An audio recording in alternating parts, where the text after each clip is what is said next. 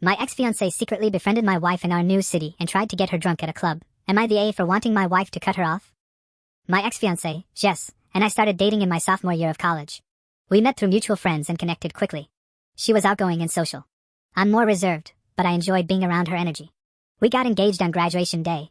Shortly after, I landed a job at a major tech company, and she moved in with me while looking for work. That's when things changed. I was working long hours. She was freelancing from home and wanted to keep living the party lifestyle, bars, clubs, late nights. I was exhausted most evenings. Over time, it became clear we wanted different things.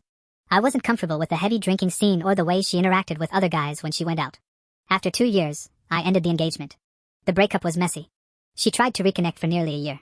Eventually, I blocked her and transferred to another city. I hadn't seen or heard from her in almost 7 years. That's where my wife, Olivia, comes in. She's very different, calm, home-oriented, thoughtful.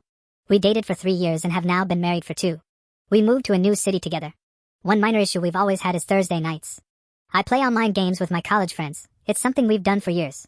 Olivia sometimes says she gets bored during that time. About 6 months ago, she told me she joined a painting and wine group.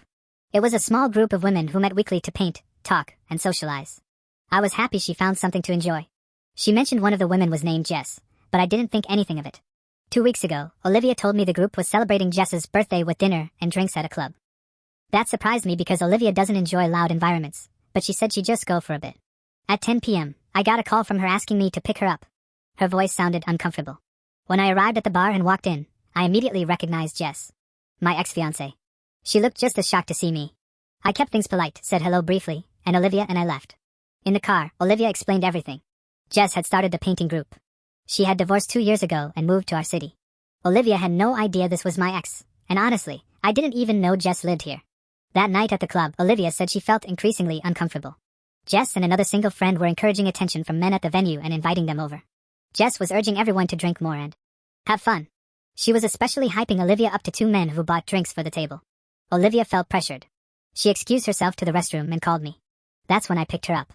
I'm not angry at Olivia. I trust her completely. But I'm uncomfortable with Jess being in her life. Maybe it's history. Maybe it's instinct. But something about the situation feels off to me. When I told Olivia how I felt, she reassured me. She said she wouldn't put herself in that kind of situation again. She also said Jess probably didn't know I was her husband. She had never shown photos of me to the group. Olivia believes it's been 7 years. People grow. One uncomfortable night doesn't define someone. She also pointed out that this group is her only real social circle in a new city. She doesn't want to give that up. And I understand that. On one hand, I don't want to control who my wife is friends with. On the other hand, it feels strange, and honestly unsettling, to have my ex-fiancé forming a close friendship with my wife. Especially after a night that felt questionable. After the awkward birthday night at the club, my wife and I had a long conversation. I explained why I was uncomfortable with her staying close to Jess. The history. The strange vibe at the bar. My gut feeling. My wife understood most of my concerns. But she also felt that 7 years had passed since my breakup with Jess. People grow. People change. She talked to Jess directly. Jess said she had no idea Olivia was my wife and called it a coincidence. She insisted she had moved on, married someone else, and unfortunately divorced. She said she was focused on healing and building her life now. Jess even suggested we all go to dinner together to clear the air. She also apologized for her behavior at the bar and said she had simply been having fun and didn't mean to make anyone uncomfortable. My wife asked if I would be okay with their friendship continuing. She said this art group was the only real social circle she had found in our new city. She promised she would only attend art nights, no late club outings or trips. I didn't want to isolate her from her friends. So I agreed. We had dinner with Jess once. She was friendly, calm, mature. She talked about her past marriage and how she's working on herself. She even apologized to me for how things ended between us years ago. I accepted it. We were young back then. I didn't carry resentment anymore. For a while, everything seemed fine. My wife even started hosting art nights at our house once a month. I'd go into my office and play games with my friends while they painted and talked. It felt normal. Until last week. After one art night, Jess and another woman stayed behind. We were all sitting around, having wine and talking. The other woman asked how long ago Jess and I had dated. Jess casually said it was old history and that I had gone, no contact, with her for 4 years, which is why she didn't know about Olivia. My wife looked confused and said, "Wait, you mean 7 years ago, right?" Jess said no. She claimed that after our breakup, we still met up whenever I visited my hometown. I immediately corrected her. I told her that wasn't true. We hadn't seen each other in 7 years. Jess shrugged and said maybe she was misremembering. We dropped it. But something felt very wrong. The next day, Jess sent my wife a collection of photos. Photos of Jess and me together. At dinner. At a music festival. At the gym. They looked completely real. But some details made no sense. In the photos, I have tattoos that I got after our breakup. I'm wearing clothes I've never owned. The timestamps say Christmas 2019. That's what made my stomach drop. My wife and I started dating in the summer of 2019.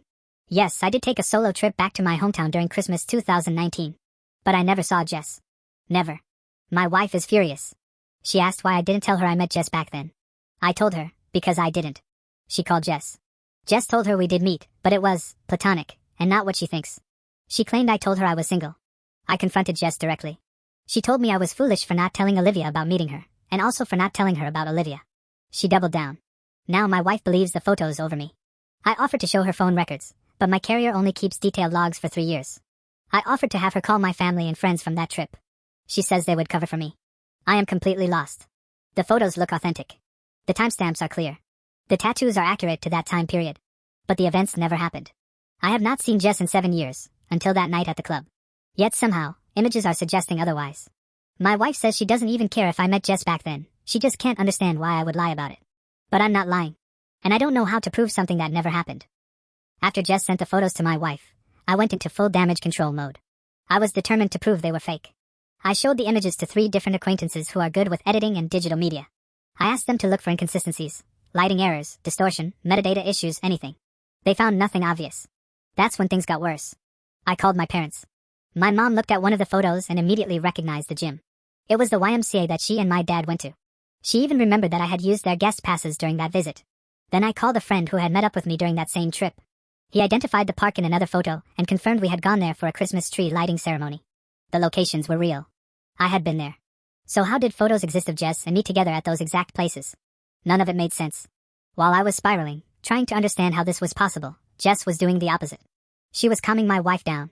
She told her she didn't mean to imply anything by sending the photos. She claimed she was married at the time and that maybe we had simply run into each other during my visit, and I forgot. My own mother reassured my wife that there was absolutely no way I would have willingly spent time with Jess after how bad the breakup was. Eventually, my wife told me to let it go. But I couldn't. I didn't have proof that the photos were fake.